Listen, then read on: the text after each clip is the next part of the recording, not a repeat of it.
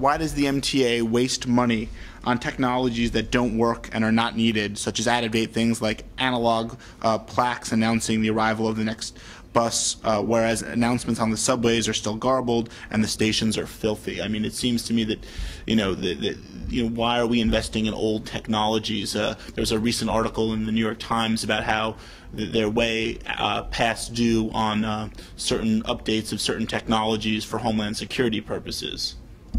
Infuriating how 19th century the operation is in the transit authority. Their whole signaling system is basically like traffic lights, and it's very, very primitive.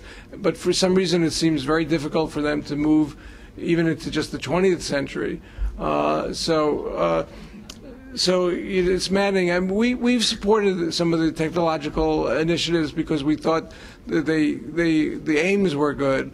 But we're dealing with a system where almost 100 subway stations have no public address systems at all. Not a garbled one, not a sign that tells you when the train's coming along, but nothing. I suppose if something terrible happened, the clerk would leave the booth and go up to the platform and scream at people with a bullhorn.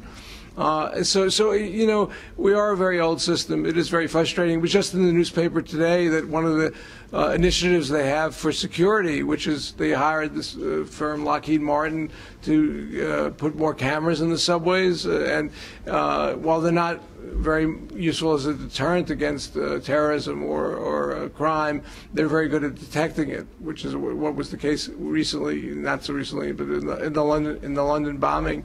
And it was reported today that it's years behind schedule and way over budget, a couple of $100 million, and that you read that and you just shake your head because this is 2008, and it's more than 7 years since 2001, and they're still having trouble hiring a contractor to do the basic work. So it's great frustration, and the only thing I see is to keep watching them and like a hawk, the media, the controller, groups like mine, and just point out where they're not meeting the basic needs of the riding public.